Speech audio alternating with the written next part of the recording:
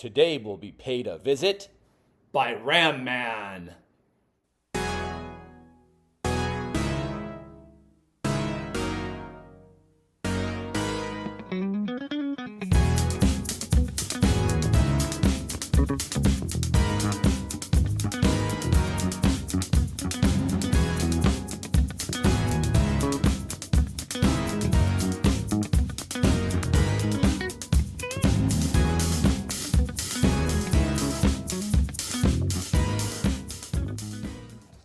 Today we're playing with Ram Man.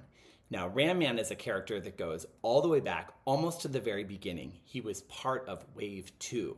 So it seems like he's always been there, side by side with He-Man, bosom buddies, right-hand man, and he was a human battling Ram.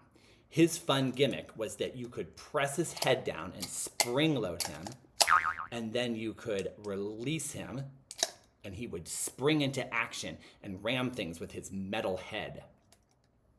Now, because he had this fun ramming gimmick action, he was the first toy to actually have a totally different body. All the other Masters of the Universe figures had that sort of bodybuilder body, but Ram Man had a hilarious, squat, thicker figure, perfect for getting ready to spring into action. Now, Ram Man has been part of almost every narrative of the Masters of the Universe. He was in the original mini comics, he was in the 80s cartoon, he was in the Mike Young reboot in the 2000s, and now he's slated to be in the upcoming live action movie this summer. The only thing he didn't quite make it into was the 87 movie, but who did? In the mini comics, Ram Man was, as many of the Masters started off, a bad guy. But he wasn't like a full-fledged villain. He was just kind of sad and insecure, and he didn't think that anybody liked him. And he kind of was like a curmudgeon, and he gave off that energy of like the old man in the neighborhood that says, "Get off my lawn, kids." Anytime anyone would like come into his territory, he would fight them off and think that they didn't want to be friends. So then Skeletor was able to play into those insecurities and convince him to be a bad guy with him. And in fact, he used his ramming action to ram down the front door of Castle Grayskull.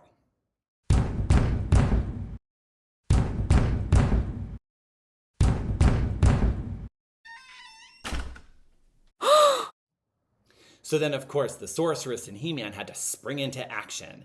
And this was such an old, early mini-comic depiction that it wasn't even the bird sorceress that we've come to love. It was the early Teela snake sorceress that had to partner with He-Man to convince Ram Man that Skeletor was the bad guy and that they should be good friends. Now, in the 80s Filmation depiction of Ram Man, he was mostly played for laughs, and as a kid's cartoon they were going to lean into the humor whenever possible, and he was sort of portrayed as rather dim-witted, and he kind of talked with the like duh 80s voice, and I guess if you used your head as a weapon you might end up dim-witted as well. To add to his hilariousness was that whenever he would spring into action, his legs would literally become springs, and they would make that funny cartoon boing noise. Now, to counterbalance his very silliness in the cartoon, they also sort of oddly sexualized Ram Man. And not only was he sexy, but he also seemed to be bisexual. So Ram Man gave off sort of that energy of being the friend of the hot one that oddly gets more action. And the first time we saw him having action was with Man-E-Faces. So now Man-E-Faces deserves a whole video unto his own. He is a fan favorite, one of my absolute favorites, but he is not anywhere in any of the new trailers or the promotion for the upcoming movie. So I guess he's not in it. Hopefully there'll be sequels. But anyways, back to the story. In the episode, they were special friends, and Man-E-Faces was sort of portrayed to be gay. He was an actor, he was a thespian, and they started off in that episode actually sort of bickering with each other and having almost seems to be like a little lover's quarrel, being not good enough friends with one another. But then at some point, Man-E-Faces gets in trouble and captured and in peril, and Ram Man has to save him. And there's all kinds of adorable dialogue, like, take your hands off of him, and he means a lot to me, and he's the best friend I could ever have. And at one point, they actually even hug in the episode. Oh. And then at the end of the episode, when they give the moral, the two of them actually presented the moral together. So having a same-sex couple give the moral of the episode, very progressive filmation.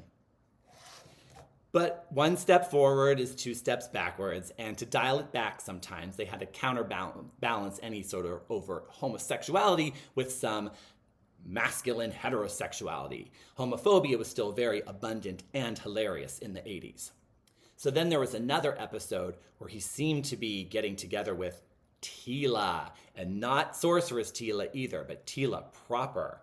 And there's a hilarious scene where Teela implies, or pretty much states out, that she likes someone, and He-Man blushes and thinks that it must be him, and it turns out he's wrong. It's Ram Man that she is hooking up with. And you even get a hilarious line of Ram Man saying, "When you got it, you got it." In the Mike Young reboot, he wasn't nearly fleshed out quite as much as he was in the 80s. There was no double entendres about his sexuality.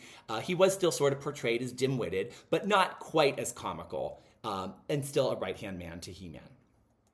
And so we wait to see how are they going to portray him in the upcoming movie. Now, he is going to be the actor that's playing him is John Shu Zhang, and he is a martial arts expert as well. So that is very interesting. That harkens back to the 80s when you had like Dolph and Van Damme, who were actual athletes as well as action stars. So let's see what they do with Ram Man as he springs into action in the new upcoming live action movie.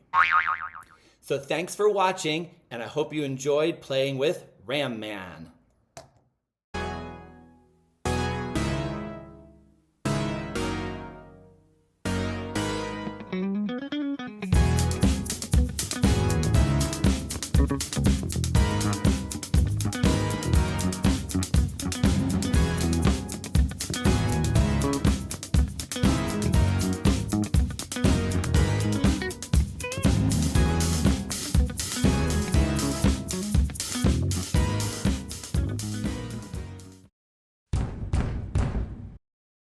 Subscribe!